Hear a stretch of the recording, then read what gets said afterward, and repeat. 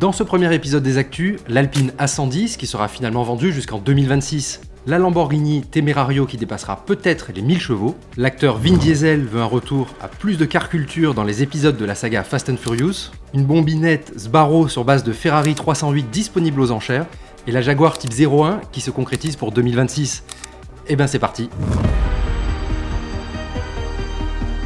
L'Alpine A110 thermique fait ses adieux en 2026. Mais attention, pas question de sombrer dans la nostalgie. Alpine nous promet une version électrique plus légère que ses rivales thermiques. Oui, vous avez bien entendu. D'ici là, l'A110 actuelle ralentit sa cadence pour rester conforme aux lois des normes GSR2 qui imposent des équipements de sécurité à partir d'un certain volume. Une voiture au ralenti, rare chez Alpine. À part ça, la série limitée A110R Ultime est toujours affichée entre 265 000 € et 330 000 € et déjà quasiment sold out. Manifestement, certains préfèrent investir dans une A110 plutôt qu'un appartement ou une McLaren.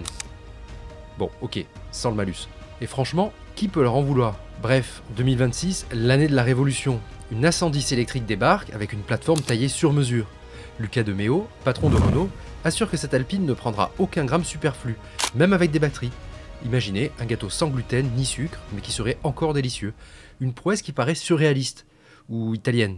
Et d'ailleurs, en parlant d'italienne, imaginez une Ferrari qui décide de jouer dans la cour des compacts sportives.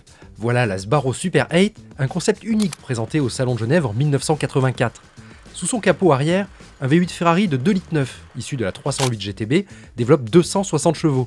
Avec un châssis raccourci et une carrosserie en fibre de verre, elle abat le 0 à 100 en 5 secondes et atteint 200 km/h. Une GTI sous stéroïdes, plus que ça, une véritable œuvre d'art roulante. Avec ses jantes BBS dorées et ses 3,15 m de long, la Super 8 impose un style unique.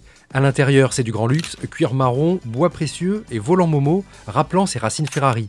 Et pour couronner le tout, elle conserve les freins et la suspension double triangulation de la 308. Seul exemplaire existant, la Super 8 a fait le tour des musées avant d'atterrir à Paris, où elle est désormais mise aux enchères sur le site Bring a Trailer. Éligible à l'immatriculation en Europe et aux États-Unis, cette Ferrari déguisée en compact pourrait bien devenir vôtre.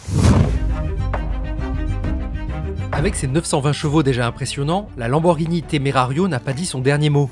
La firme de Sant'Agata bolognaise envisage une version encore plus musclée, dépassant les 4 chiffres. Les ingénieurs affirment que le V8 biturbo de 4 litres peut facilement passer de 800 chevaux à 880 chevaux, en affinant quelques réglages. Et ce n'est pas tout. Ces 3 moteurs électriques pourraient eux aussi monter en puissance grâce à une gestion de la tension optimisée. Rouven Moore, directeur R&D de Lamborghini, assure au final que cette configuration rend les 1000 chevaux parfaitement atteignables. À part ça, l'idée d'un V6 a été étudiée, mais vite écartée. Un tel moteur aurait terni l'image émotionnelle chère à la marque italienne. Le V8, capable de hurler jusqu'à 10 000 tours minute, garantit des sensations dignes de Lamborghini, tout en répondant aux normes d'émission. La Temerario actuelle, déjà capable de franchir les 100 km/h en 2 secondes 7 et d'atteindre 343 km/h, pourrait devenir encore plus impressionnante dans sa version future. De quoi faire trembler les Ferrari et McLaren sur les circuits. Restez connectés pour savoir si cette hypercar passera officiellement la barre mythique des 1000 chevaux. Vin Diesel veut ramener Fast X2 à ses origines qui ont lancé la saga, les courses urbaines, la car culture et les querelles fraternelles. Moins d'espionnage, plus de crissement de pneus et peut-être une poignée de main avec Dwayne Johnson.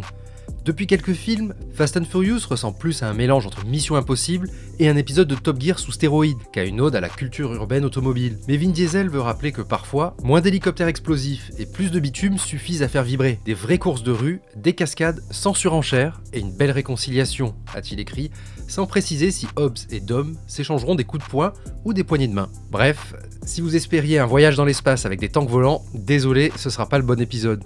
Cette fois, il semble que l'accent soit mis sur des muscle cars, des courses sous néon et des cascades plus réalistes à la Jackie Chan, sans doute avec un budget multiplié par 1000 quand même. Rendez-vous en 2026 en espérant que cette fois, la saga ne prenne pas un virage trop large. Jaguar annonce la Type 01, une berline électrique à 130 000 € qui mise tout sur le confort, l'autonomie et un style tape à l'œil. Inspirée du concept Type 00 ou d'une Chrysler 300C Touring, selon les points de vue, la Type 01 promet 770 km d'autonomie WLTP, des couleurs flashy comme Miami Pink ou London Blue, et un toit panoramique pour profiter de la vue, puisqu'hélas, elle n'a même pas de pare-brise arrière. Avec sa plateforme électrique dédiée, la Type 01 promet une recharge rapide, comptez 200 km en 15 minutes, idéal pour une pause café, même si sous le capot, on ne sait pas encore combien de chevaux seront au rendez-vous. L'intérieur abandonne le cuir traditionnel pour des matériaux audacieux et un peu excentriques, travertin, laiton et textile chic. La Jaguar Type 01 sera fabriquée au Royaume-Uni. Elle espère incarner la renaissance de Jaguar, même si son tarif place la barre très haut. Reste à voir si ce fauteuil roulant grand luxe trouvera son public, ou si Jaguar devra revoir ses ambitions à une époque où absolument tout le monde renonce au 100% électrique. C'est tout pour aujourd'hui, abonnez-vous!